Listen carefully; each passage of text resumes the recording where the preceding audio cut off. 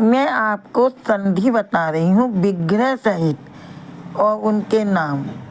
ये मेरा वायदा है कि यदि आपको इतनी संधि आ गई तो 2027 में जो एग्ज़ाम होगा 10th क्लास का, उसमें आप 3 नंबर की संधि 500% सही कर देंगे। देखिए, विद्यालय, विद्याधन आलय, दीर्घ स्वर संधि। जगदीश, जगत धन ईश, व्यंजन संधि। नमस्ते, नमाधनते, विसर्ग संधि।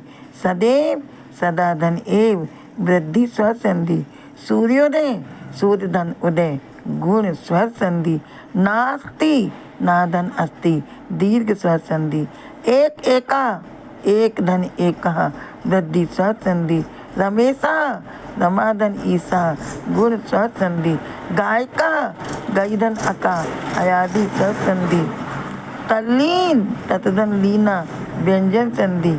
सदाचार, सतधन आचार, व्यंजन संधि। बागीस, बाकधन ईस।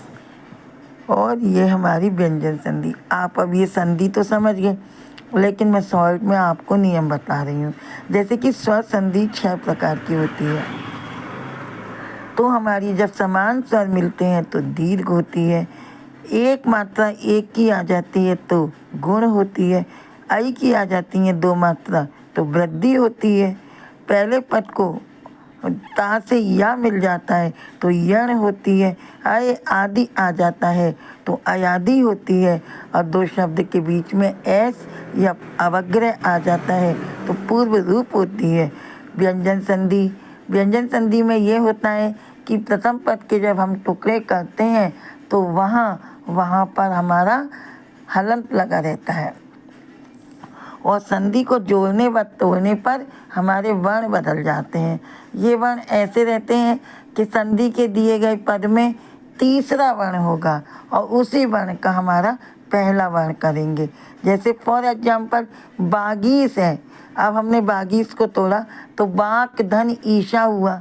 अब हमारा कहाँ बनता है? का वर्ग में सबसे पहले का खा गा, उसी वर्ग का हमारा गा तृतीय वर्ण आया। और विसर्ग में क्या होता है? जब हम संधि का विग्रह करते हैं तो प्रथम पद के अंतिम वर्ण में हमारा विसर्ग लग जाता है। इसके नियम होते हैं। जिस किसी पद में अधूरा सा होता है, ऐसा षटकोण वाला, सिंपल या एसएच वाला, तो वो सा वहाँ से हट जाता है और वहाँ के पूर्व पद में विसर्ग लग जाता है। या किसी पद में ऊपर को रा उड़े रहते हैं, वो रा का भी लोप हो जाता है और विसर्ग लग जाते हैं। संधि के नियम ये आपको समझ आई हो तो आप लाइक सब्सक्राइब